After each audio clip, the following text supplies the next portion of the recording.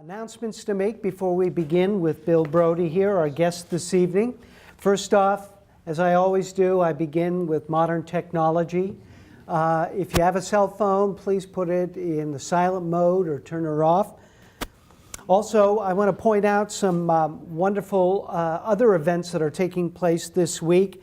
Tomorrow's evening's Healthy Living series has an intriguing title. Is this an emergency? Do I need to see a doctor now? I think that's sort of like self-evident, so I'd be interested in hearing what the answer to that would be.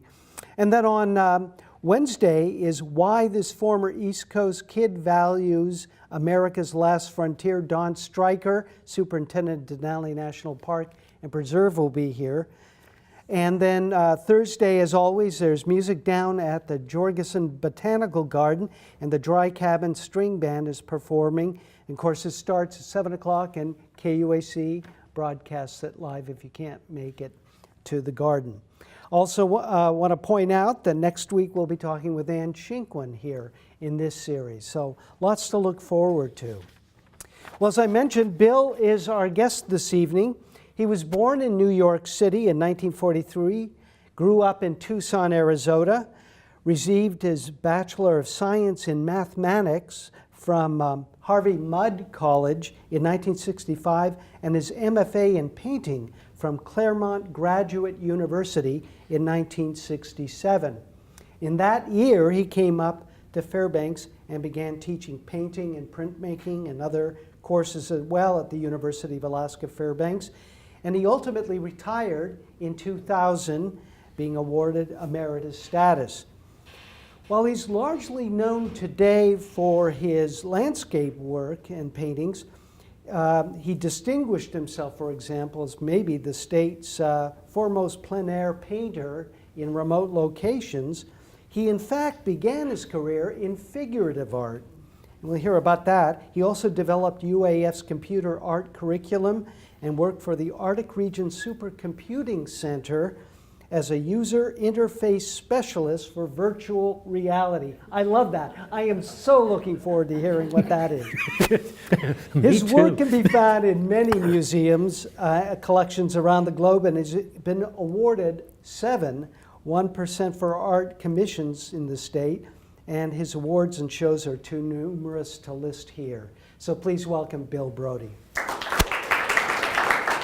Thank you. Thank you. Now, as usual, we have these microphones. If you have trouble hearing us, let us know and we'll use them. But otherwise, I know Bill has a good projection, and hopefully I do too. So, now you were born in New York City, and when you were growing up, New York was probably, arguably, the most important center of art in the world. Yeah. Was it in your, I mean, did art play a role in your, when you were young, in your family? Most certainly, but see, my father was a composer, wrote serious music, you know, like operas and art songs and that like, and he was, when I was a little kid, he was in studying music, and I spent summers at the place where his parents lived. A small intentional community about 40 miles north of New York City. And that community was very supportive of the arts. And they had a very forward-thinking school. All the kids that grew up there, I think my father was the least educated, and he was, did PhD studies but never got his degree. I mean, everybody there, and they were involved with the opera, and they were involved with all the arts. It was a very encouraging environment. Yeah, it sounds like. Now, what the visual arts? Did you go to the museums? Do you have an early recollection of an image that made an impression on you? No, I just like to draw, and I used to draw all the time. Well, then, how did you go from that that drawing experience into mathematics and study mathematics for your undergraduate degree? Well, I was looking at my father, who was a serious composer and also quite unhappy that he couldn't get any recognition for his art. And I thought that art was a wonderful thing to do and a heartbreaking way to try to make a living. And I was very good in science and math. And so I figured, well, I'll just go get a degree in some technical field and go out and earn a bunch of money and retire. My goal was to retire at 30. What a great goal! Well, none of that's happened, but that was the goal. And so I applied to all the, the big name tech schools. I applied to MIT and Caltech, and didn't get into Caltech, but I did get into MIT, and I happened to get a nice scholarship from Harvey Mudd, which is a brand new school at the time, only 250 students. Wow. And it was, its mission statement was to create leaders in technology. And certainly skipped me, but according to U.S. News and World Report, graduates of Harvey Mudd College make more money than anybody from any college. No kidding. Well, I've been told, not being a math maven myself, but I've been told that equations, there's a real beauty about equations if you can perceive it. Do you think there's some connection? Would you speculate at all that there's some aesthetic connection between mathematics and your future art? I think there probably is, but the truth is I was not as good a mathematician as I thought I was when I was in high school.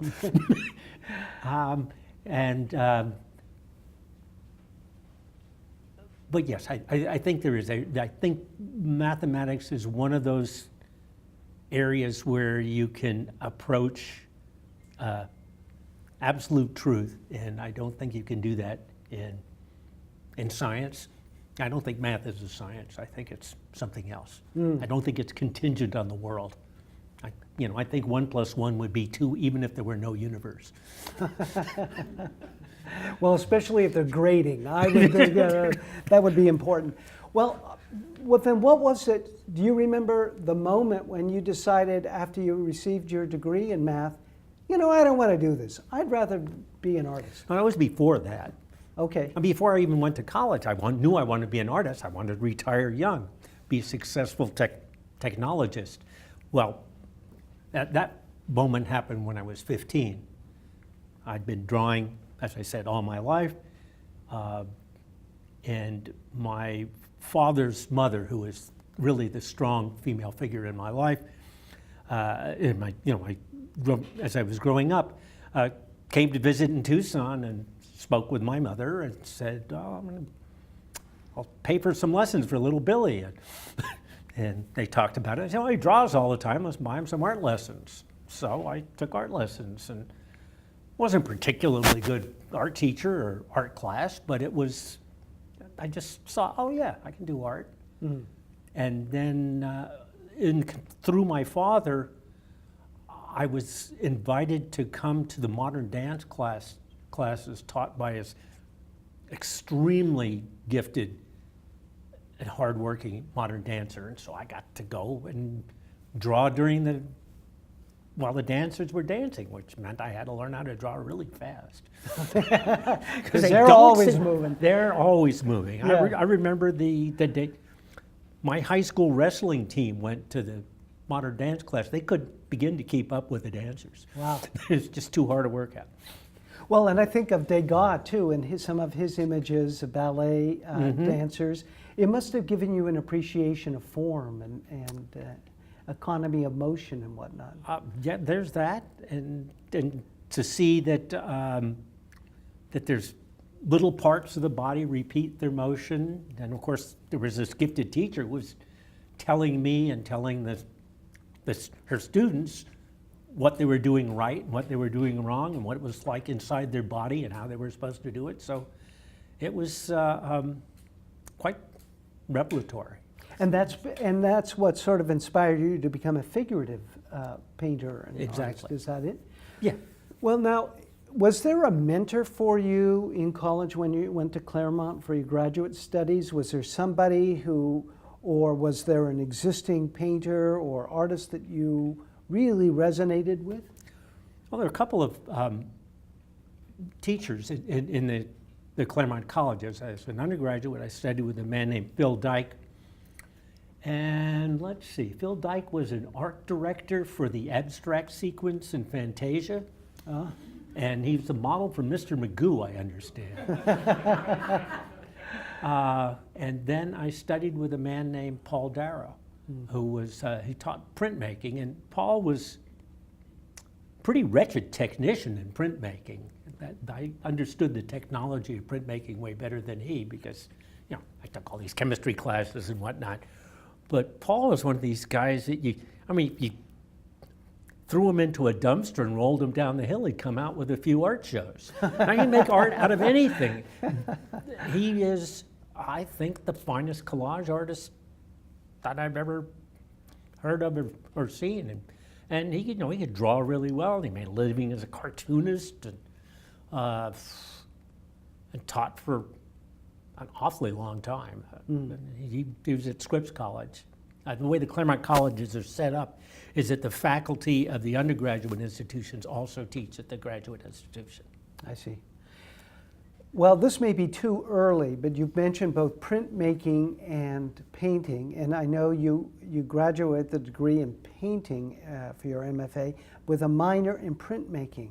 Is it the subject, Bill, that directs you which approach to take, which medium to adopt? No, it's just kind of not exactly a subject. You know, I just get an idea and I want to go with it. And I seldom have an idea of what the final product is going to look like. In fact, I virtually never have that.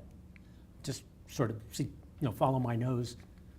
And, you know, and I love the printmaking process, and I think I approach painting very much like a printmaker rather than as a painter. I was once gave some glib answers asking what printmaker is different from other artists. I said, no, not different, just better. Well, I think of Picasso, late Picasso. He seems to have adopted more of his lithographs and etchings seemed to dominate his late years, and he was going back to this form. And I wonder if that's anything like that occurs for you. Because I know my work is heavily dependent on drawing. That's the basis for it, and that's certainly the case with Picasso. He was not really a painter. He designed things and he drew like crazy. Well, the same year you graduate from with your MFA, you're up here in Alaska. What drew you up here? Well, I was and am an ambitious artist, you know, and I wanted to do big, complex, important artwork, and also I'm a very competitive person, and so I thought that were I to go to one of the big art centers, I would be reacting to the other artists in those centers and the scene, and I would find it difficult to develop an authentic voice, and so I applied to every rural college in the United States. And I happened to get a job offer from Fairbanks. That was the first offer that I got. And actually I got the offer and I didn't know where it was or who it was from because if you remember 1967, it was a microwave relay and it would fade in and out. And the man who called me, Helmut von Plein, spoke with a German accent. And I'd been out partying the night before, so I get this phone call. My wife's asking me, Bill, what's going on? I think he's offering me a job. You know, we'd never met. So, what was your first? I got a couple of other offers, but I figured, this. But no one with a German accent, I'll bet you, that was fading in and out. Right. It was poetic. Yeah. Well, what was your first impression when you came to Fairbanks? And give us an impression about what the campus was like in the 67. Well, I'll go a little bit before that. I went up, drove up the Alaska Highway, and did I drive up the? No. Anyway, I took a ferry up to Haines, and then drove up the pass over Haines. Well, when I was in graduate school, my work was all figurative, and my painting advisor said, you know, you need to do something about your background. You know, they were kind of vague, formless background. It was just with figures in it. And so I started studying Rembrandt's landscape etchings, in fact, I thought was my model. And I worked up some sort of abstract landscape that I thought was like the ideal landscape for figures. And when I got into the pass above Haynes, there it was. It was quite eerie and disorienting.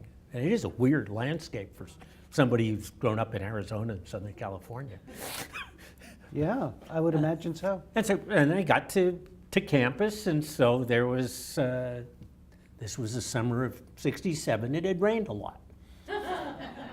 So the ground, I mean, I remember driving on the roads up where faculty housing was on campus, and it was like driving on a mattress. The surface was elastic. And try getting that at some other college too, Albert. You're right. And then found an apartment right near where the college post office is now, a place called Sprucewood Manor. Moved in, and then the flood hit. And it was a daylight basement apartment. And I had looked out, and, you know, kind of a rational person, you know, science degree, and I'm like, damn, it's flat out here. It'd take a hell of a lot of water to rise up more than 3 feet. Yeah. So I put everything on 3 feet up or higher, and well, of course it was 5.5 feet of water in my apartment because it really was a lot of water. And so basically lost everything I owned. Wow. Yet you stayed. Well, I did somewhere along the line learn that one honors a contract. Yeah. Did that experience, here, I was thinking back, well, we had an interview with Rudy Krejci, who really talked about how Patty wasn't crazy, or not Patty, but I can't remember if it was Bunnell, but anyway, the idea of the university branching out into the arts and humanities wasn't, let's say, enthusiastically embraced. Yeah, I believe that. And what was your reception as an art professor here?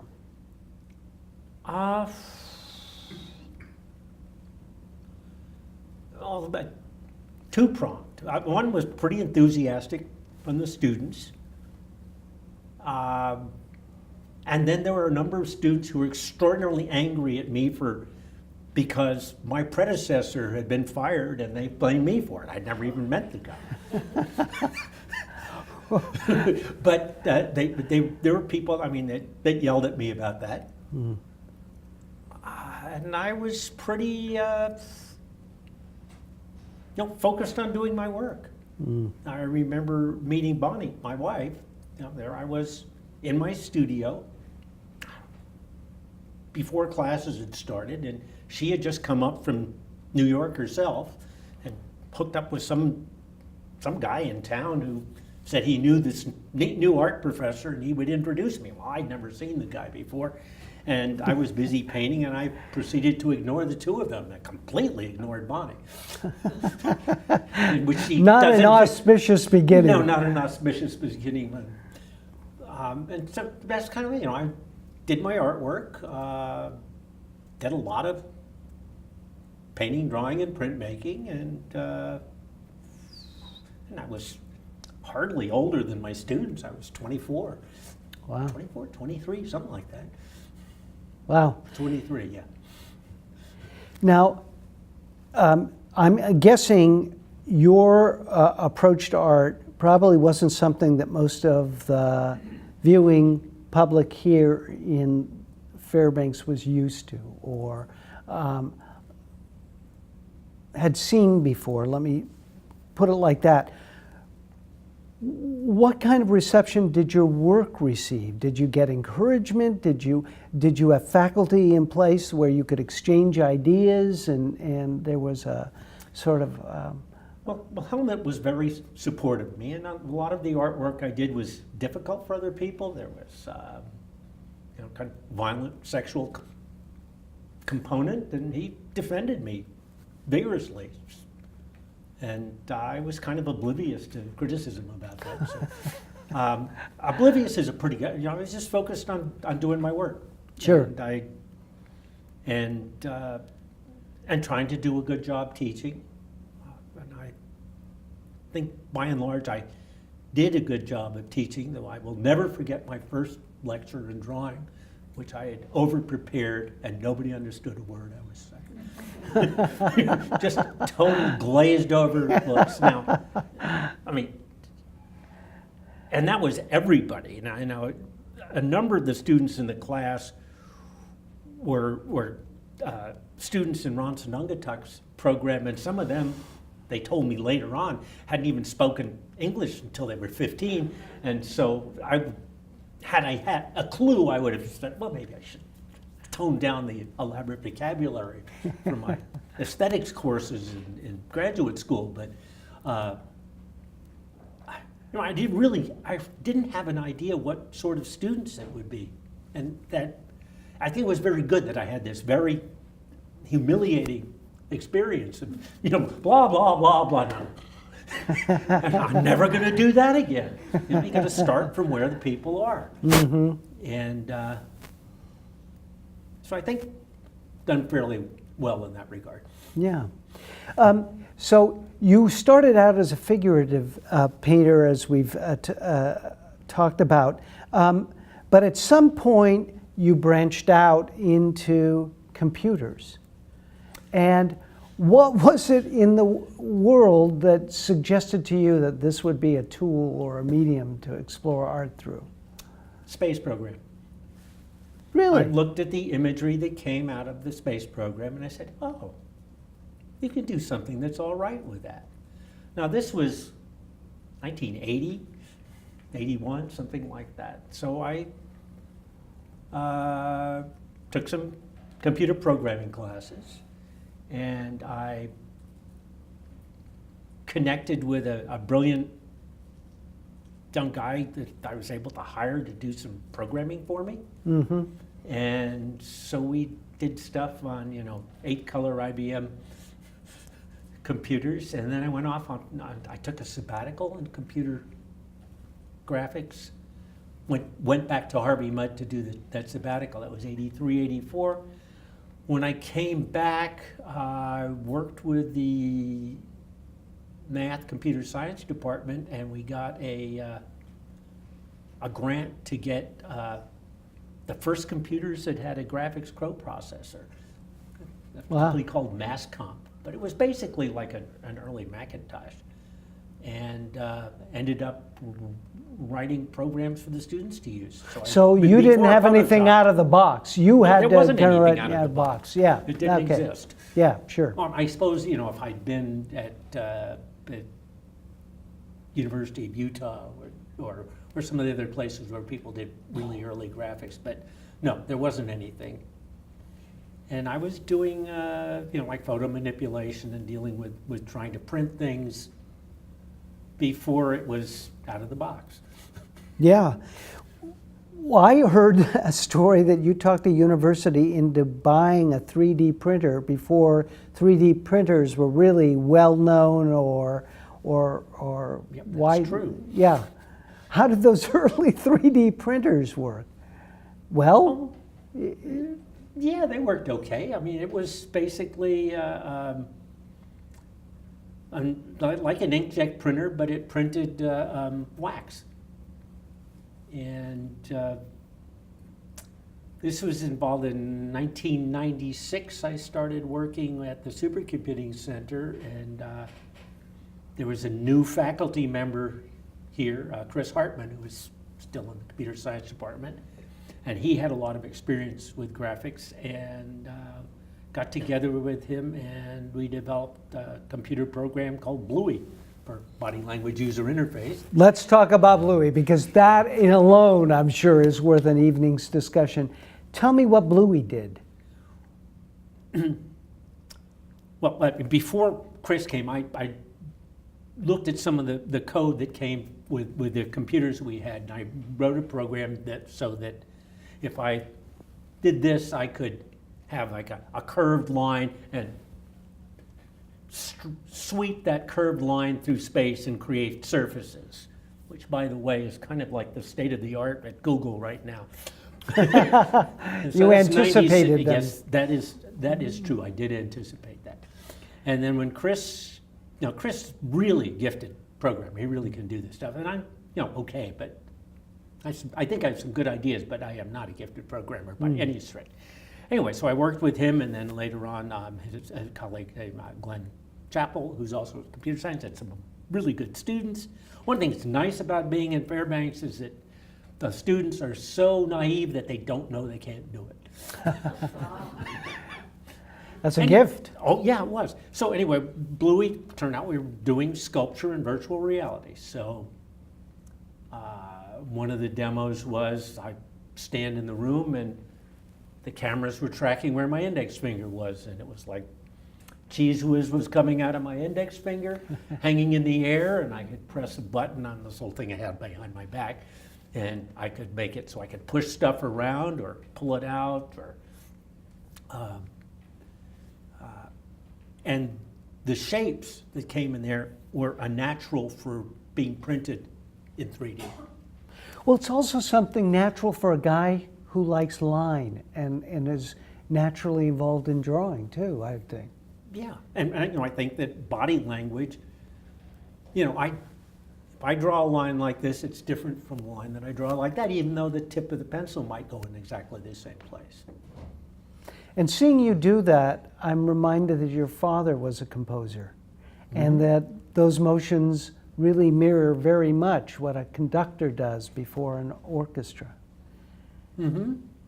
As growing up as a kid, I remember him playing the same piece 1,000 times with tiny little variations.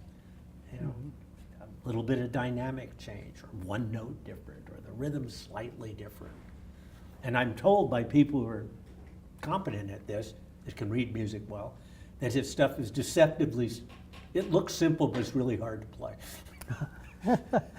Well, let's get back to this computer thing, because I also often wonder, Ernst Gombrich in The Story of Art talks about studying artists and the technical issues that they have, the problems they set out for themselves as a fruitful way of looking at art.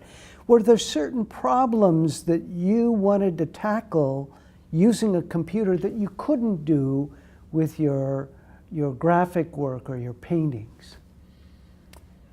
Well, I certainly couldn't sculpt in virtual reality using my body language. Yeah. Did it inspire you, Bill? Did you find a burst of creativity in this new medium that you were kind of exploring?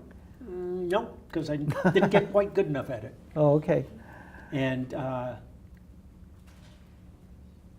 really wanted to explore the body language component of it, and it got to the point where I realized that I would need to get a PhD in gesture analysis, and I wasn't about to do that, and so I tried to partner up with people who were really good at that, and partner up with people who are really good at machine vision. And the sad truth of that in the academic universe is you have to be able to get federal funding to do that, and that I couldn't get. I guess I couldn't get federal funding from the science people to do art. Yeah. But I should have. Yeah. Well, you got access, though, to the supercomputer. Oh, absolutely. And what does that processing power give to an artist like yourself? More unlimited or greater scope for your Well, I mean, work? a supercomputer is not like a personal computer in the sense that you don't get, like you don't click a mouse and get something happening right away. What it does is able to process an enormous amount of data, but it doesn't happen right away. So, say one problem I did is I found a program online called Golem for That's great. geographic and orogenic land motion. Anyway, it's about how how the land changes shape over time. You know, like when a mountain erodes, then it becomes lighter. So even though the top of the mountain might come down, the mountain might go up, and the eroded material goes down into the valley, and it makes it sink because it weighs more. And this was a very elaborate program, and so I actually did tried to do a couple of million years of the Brooks Range. That's great. How'd it go? How did it turn out? Okay, but nothing. Nothing to write home about, huh? No, it was more, I mean, actually, the interface part of Bluey was wonderful. Little kids were really good at it. Didn't require any instruction. They say, oh, I just hold on to this and press these buttons, see what happens. Yeah. You know, and they would draw themselves a motorcycle and then ride it around and whatnot. They had a great time. People who knew something about it just, well, how do you make it rotate around the x-axis? Well, you don't. You just grab it and move it. Yeah, yeah, yeah. So that was wonderful. And then the virtual reality theater we had, what they call the Cave, was a wonderful display place. Mm-hmm. So when I first got it, didn't have any demonstration program, so I quickly wrote a demo program. Now, I've been going out into the wilderness and doing painting, but I also was doing panoramic photographs. So I had a full 360-degree panoramic photograph of a place in the Chugach Mountains. Yeah, really pretty spot. And then I got a very high resolution image of the entire night sky. And so that had that as the background for this.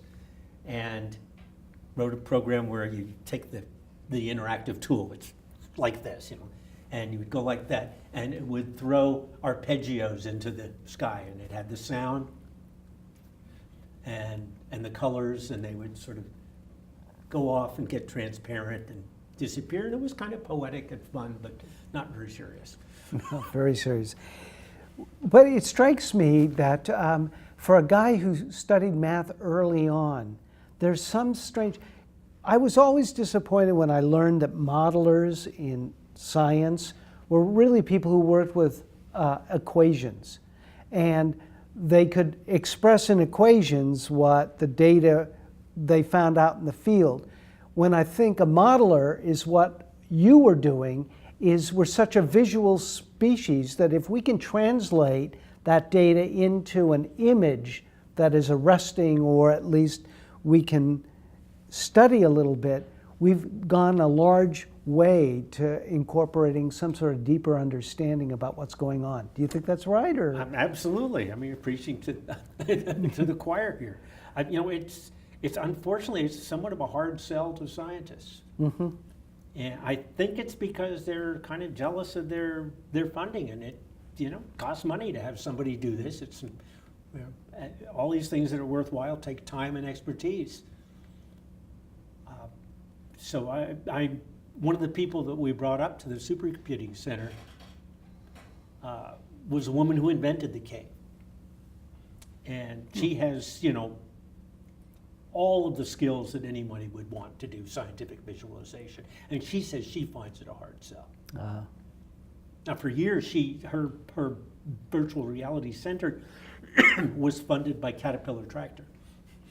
And they would design Caterpillar tractor cabins in there. And now, I don't know exactly. Oh, she's doing virtual medicine stuff now at University of Arkansas.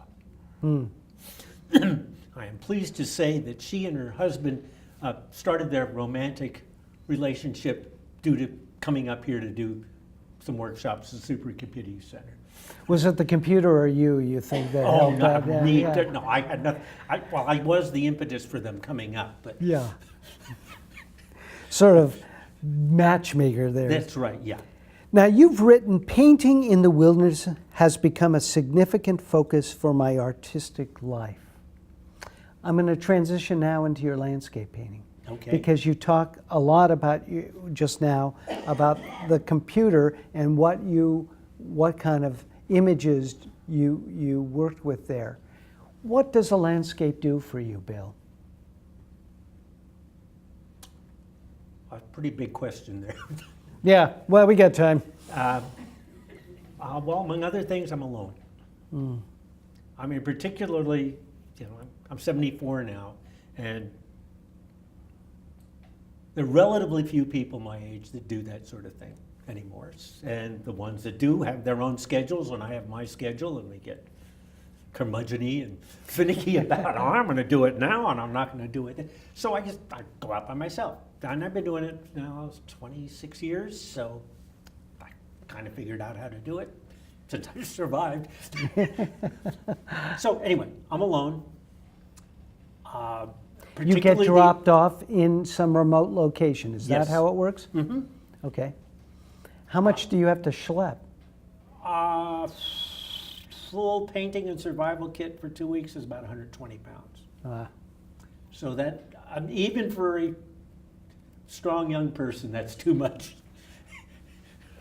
So I don't schlep all that far anymore. Though relatively recently I worked an exchange with a guiding group where they provided Sherpa duty and the trip, and basically I just had to hike along. I like it. I like it, So there was this one guy named Lucas, and I think he weighs 130 pounds, and he was carrying, I think, 130 pounds, and going faster than I could with carrying 20 pounds. But hey, These kids these days. kids these days.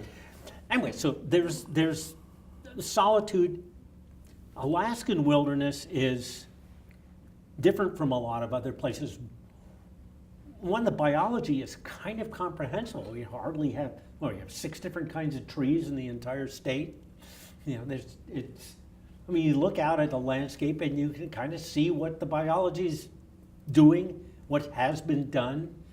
We've got things like solifluction, where the hillside flows down and it looks like flowing water, but it's green.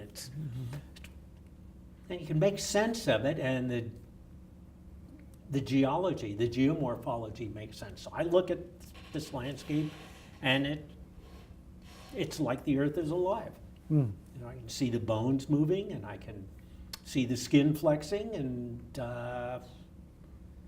it speaks to me, but very much the way Those dancers when you were young did. That's right. Yeah. So I draw very much the same way as I drew the dancers. And there's a lot going. If you know my work, the ones that I do, the plein air paintings I do are pretty good size, 72 by 44 inches.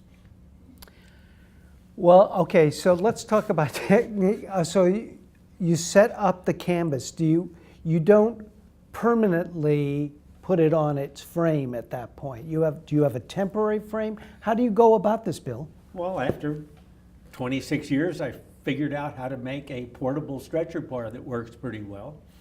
My latest incarnation seems to be really good. We'll see.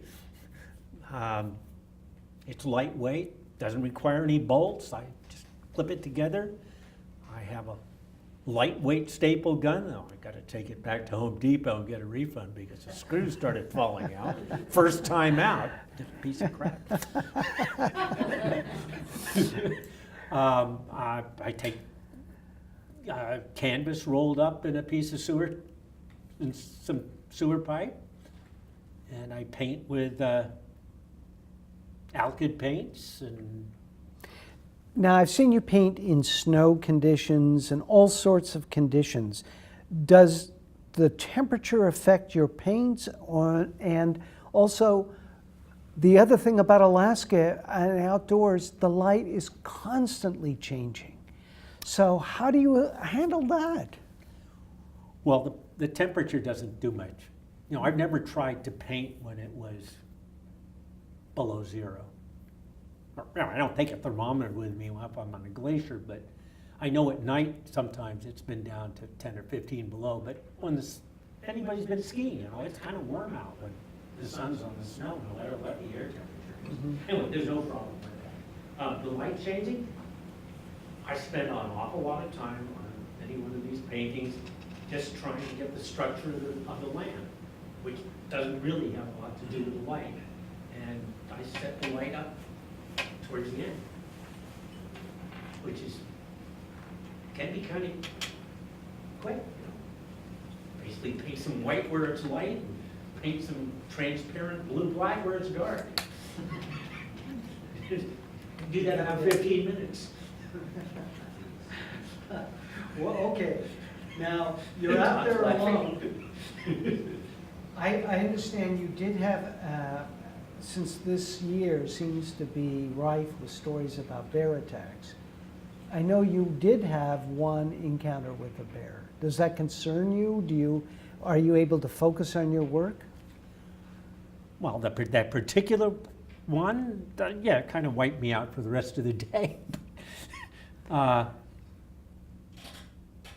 So I'll tell the story. I was out in Gates of the Arctic, and there was my 120 pounds of gear, and that was 2 days of double loads away from where I landed. So, and I didn't see another human being for 16 days, so it was pretty remote. And I was busy painting on one of my big canvases, and I was sitting on a 5-gallon plastic bucket, which I carried some of my gear out with. And I'd been painting for a couple of hours, painting deep portraits of the rocks that were in the foreground. And I got up, took a couple steps back, needed to loosen up my knees, they got kind of sore. And I turned around, there was a young grizzly bear walking around the canvas. So it was about where the lectern is, which is kind of close for a bear. Yeah, I'd say. And the wind was blowing briskly towards me, and the pepper spray was behind me. So pepper spray was out of the question. And I yelled, did all this, stood up tall, and get the hell, whatever. Yeah. Doesn't matter. Bear doesn't know language, but they know that somebody's. Yeah. And he just looked at me and kept walking towards me. And when it got to be about, and then I drew my revolver. And I can't believe this is quite the truth. I said, I don't want to shoot this bear because I'm not done with my painting it. And if I kill the bear, I'm going to have to move my camp, and it's the only decent place nearby. Well, you have your priorities. Yeah, exactly. Yeah. Yeah, that is a priority, but perhaps a little anyway, I fired a shot in the air, and the bear turned around and walked away. And just walked away, didn't run, didn't act startled, but he did walk in a straight line until it was out of sight, which is not bear behavior. Bears normally, going like that. It just, and I'm not sure. I can't recognize bears all that well, but the next day I went on an extended hike up that drainage, and I saw a bear in the distance, and I yelled at it, and it looked at me and hissed at me. Like a cat. All right, already, I'm going. Well, leave me alone. And then it took off towards my camp, but I continued on towards where I was going because I wanted to draw something. Wow. But I didn't stay so. Anyway, after I chased the bear off with a shot in the air, I kept, I've got, bear's gone, fine. But every 5 minutes, I take my binoculars out, scan the horizon, because I was a little shaken up. Yeah. When you choose your location now, I know you've worked in many spots around what is it, a dartboard or a map and darts, or how do you choose where to go now? Are there sites you want to capture? I usually talk to the pilots. Oh. And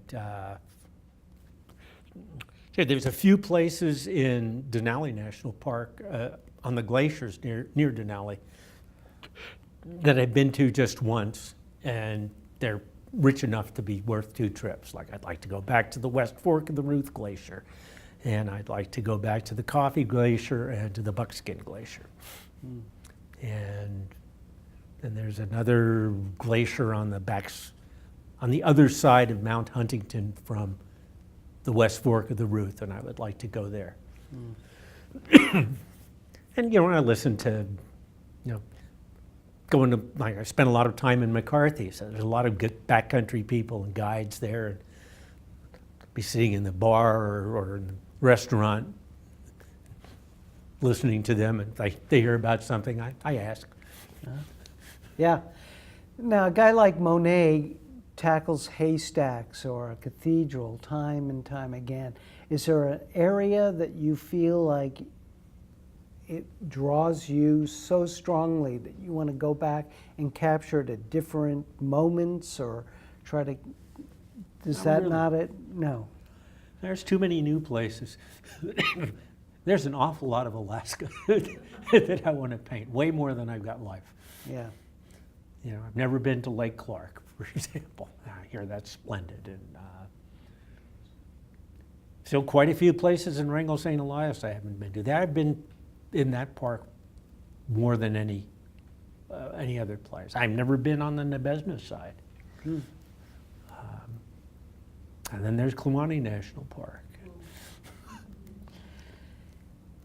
I want to ask a couple of, as we draw to a close here, I want to ask a couple of bigger questions. You know, going back to this idea of Gombrich's about problems and techniques and whatnot, you've used so many different techniques.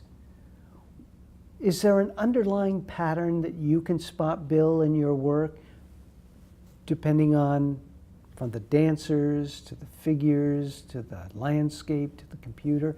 Is there some driving kind of pattern for you, do you think? It comes back to the drawing. So I thought the computer stuff, I thought I was drawing in space.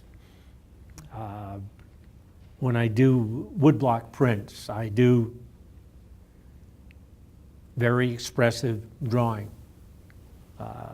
When I work on a painting, I do a drawing. By the way, nowadays, frequently the drawing I do on my canvas is done with charcoal made from local willow. It's really good, and I love the price.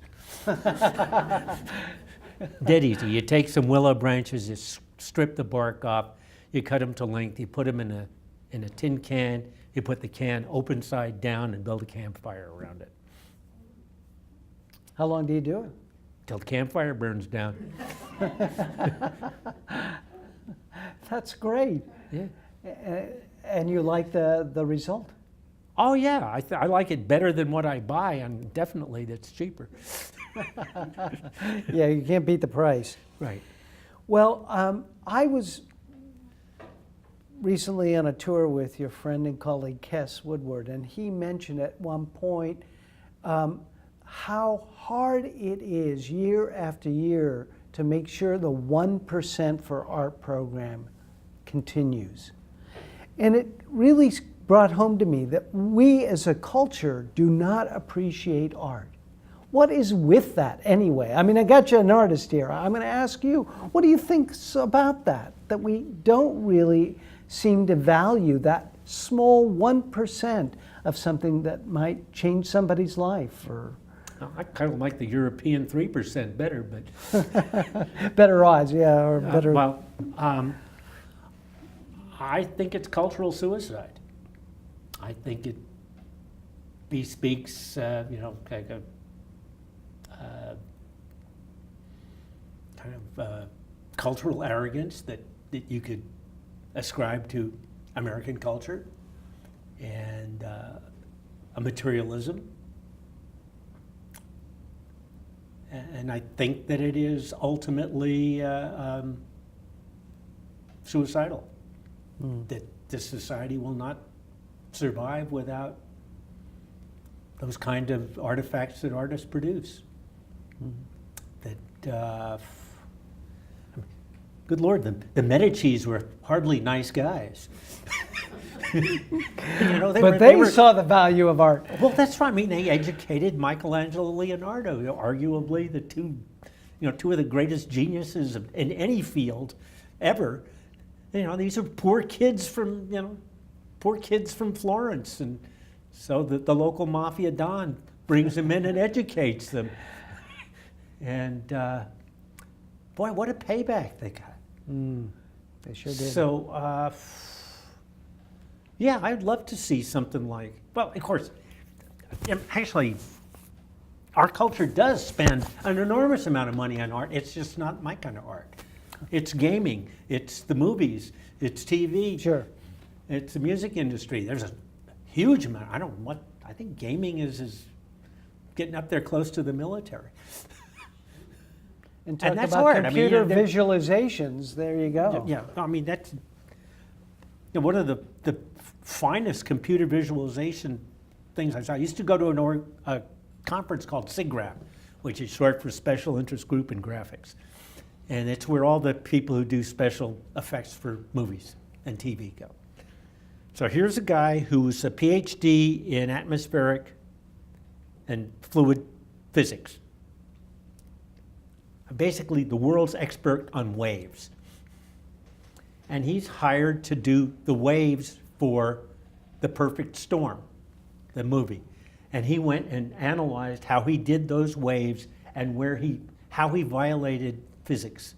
He said, well, on this part, where there's the little beads of water running down the surface of the wave, he set gravity to 3 times normal. And but one of the ways, if you've ever seen a contemporary movie deconstructed, you might have there's Tom Hanks standing on a mound of something or other in a studio that's got blue tarps all the way around it.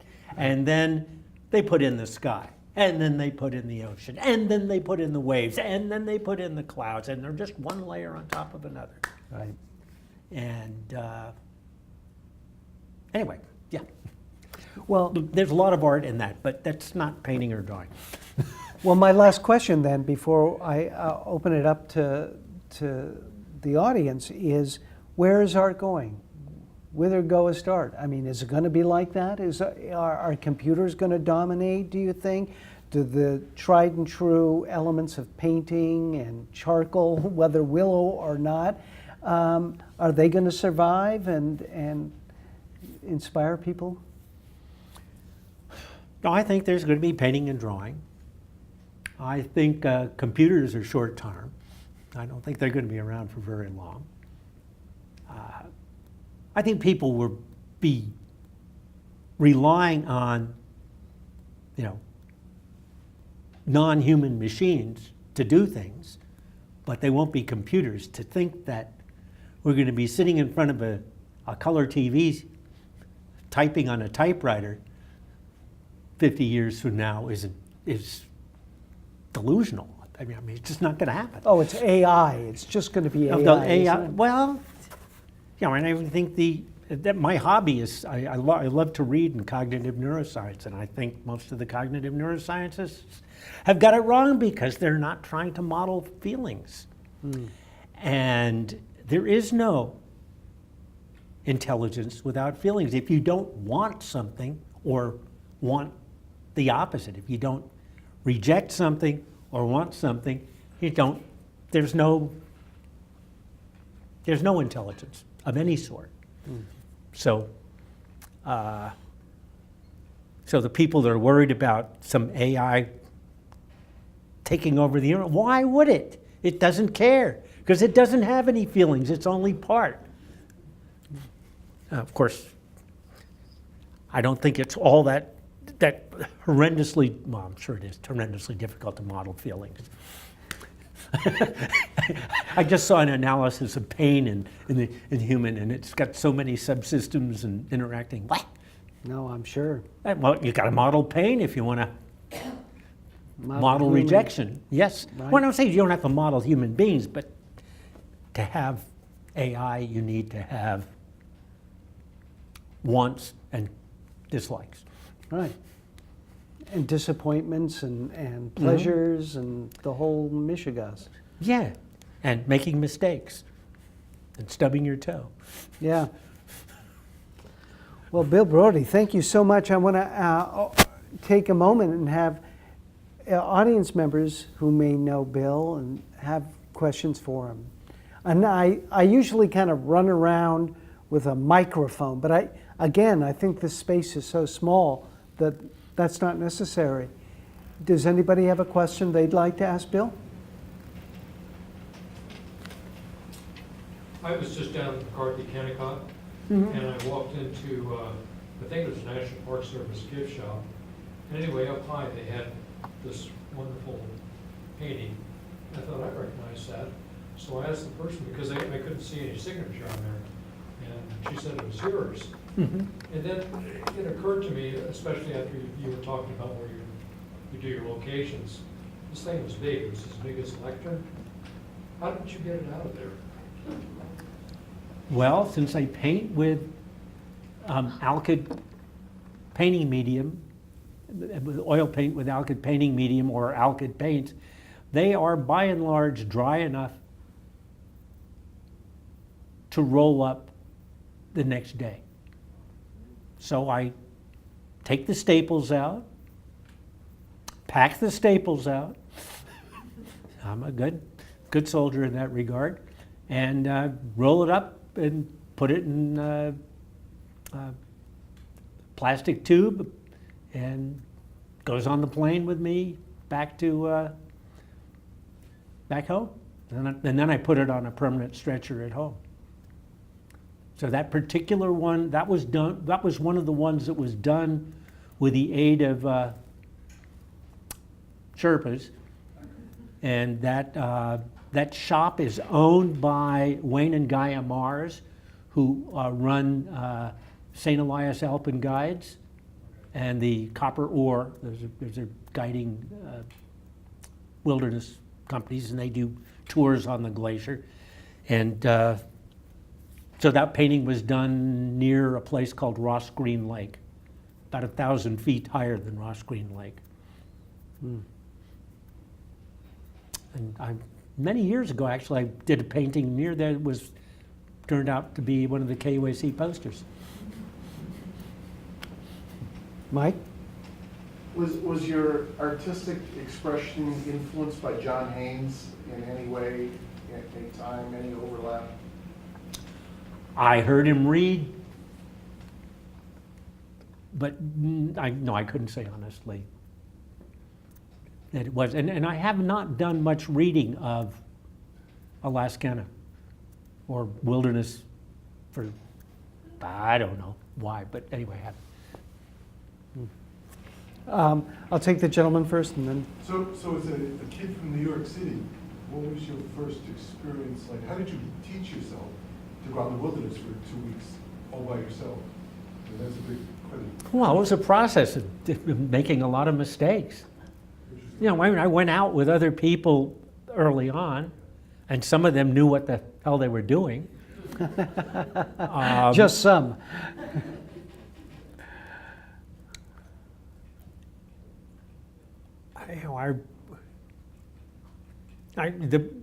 I went on a backcountry trip in 1987 with Jim Belkey, who was a former student of mine, graduated from here, and with John and Jane Aspinus. John's a retired engineer, and Jane was with the symphony for years. And we went on a fairly classic trip in the Brooks Range. So we flew into one of many summit lakes above, and then hiked down the North Fork of the Koyukuk, and then picked up boats and boated the rest of the way into Bettles.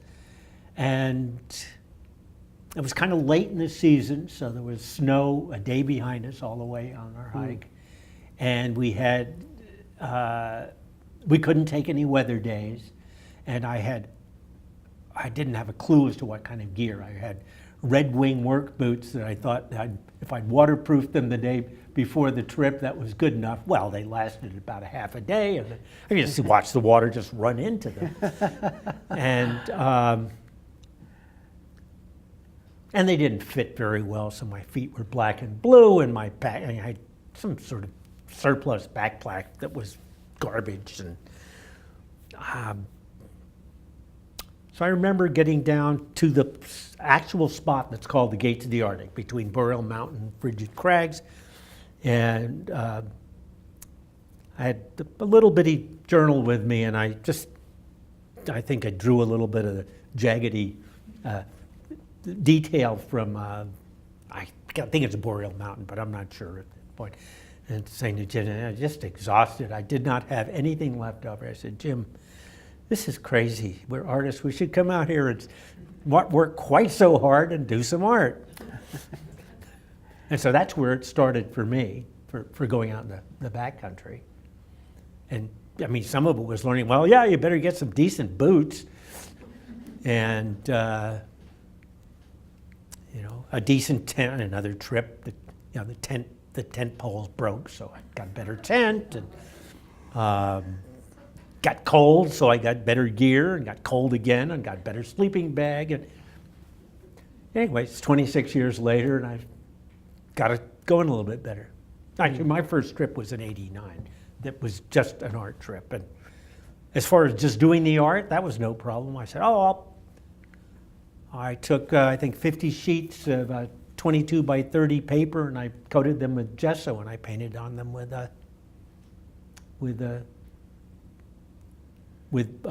oil paint thin with alkyds, and it worked just fine. Just like drawing the model. So that was no issue at all.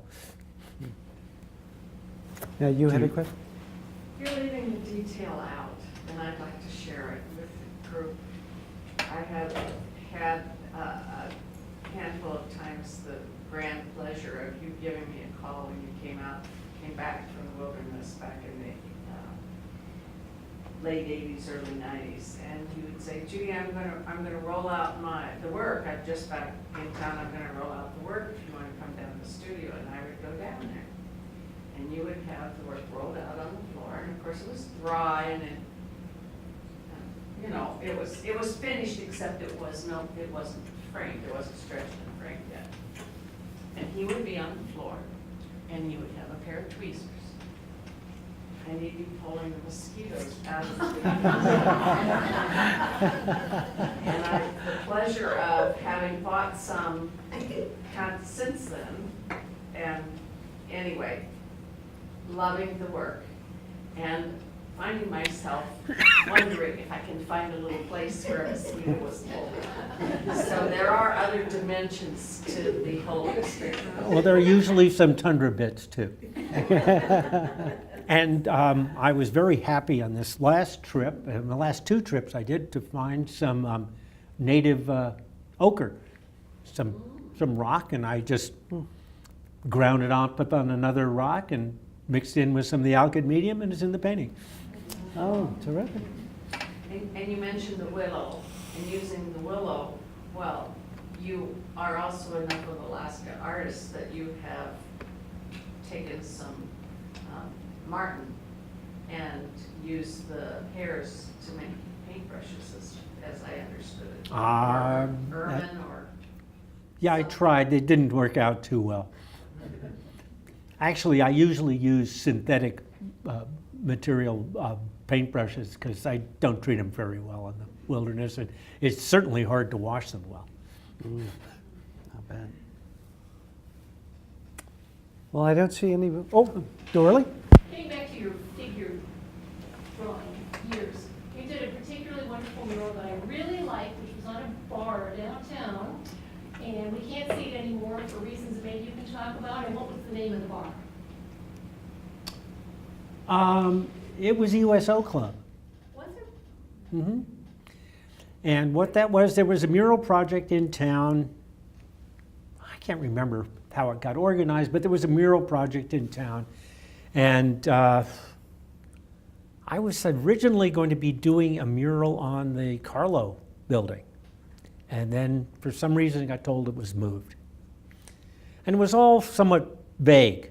And so my original proposal, I was going to do something that was socially active and about, you know, people staggering around drunk in town. And I decided, nah, forget that. I'll do something more uplifting. I'll do some dancers. And it was this big wall. It was like 20 feet high and 40 feet wide. And so I got out my spray tools. I actually, for 7 years of my painting career, I used just airbrushes. Oh. No paintbrushes. But anyway, it is a good way to cover a lot of surface quickly.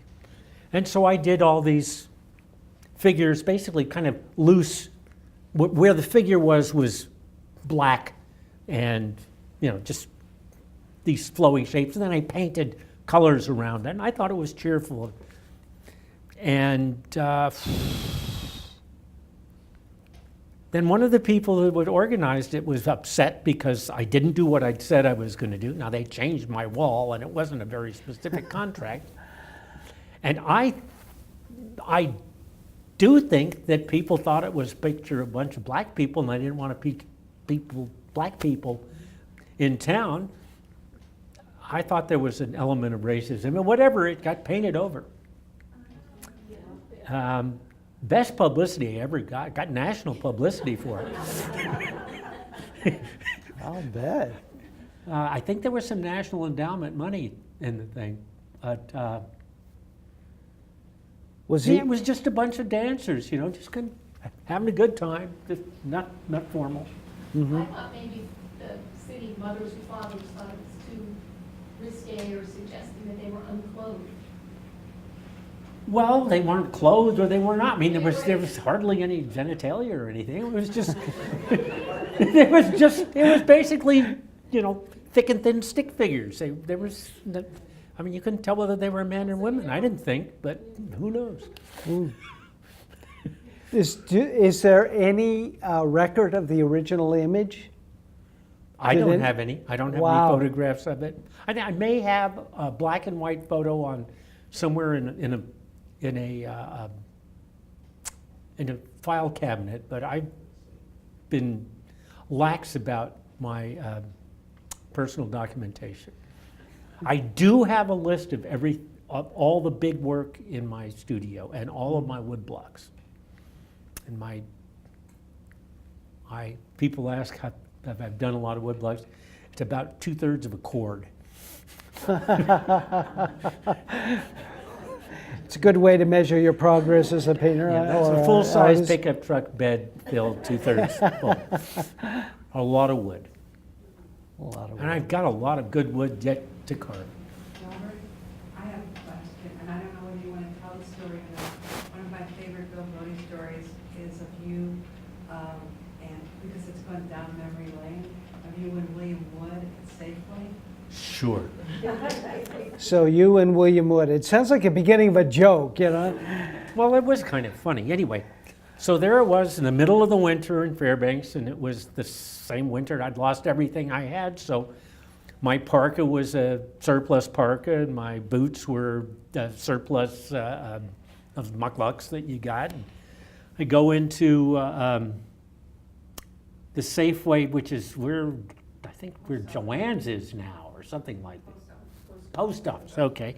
So I'm there, and they had the new comic books the new Marvel comic books, and I was a devotee of Marvel comic books.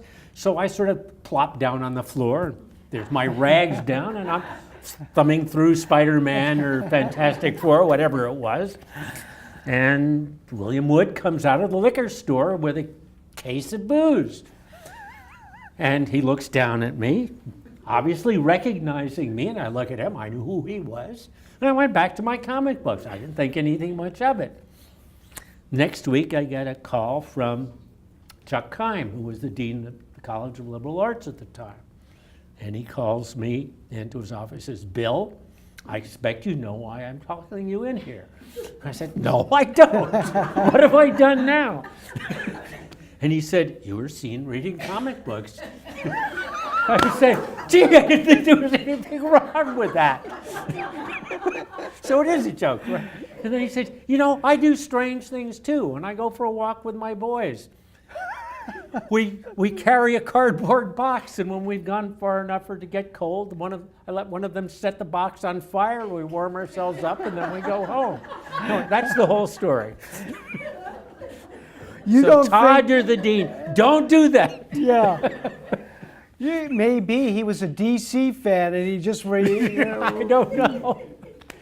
Well, he had a sense of propriety. proprieties, and he was somewhat of an autocrat.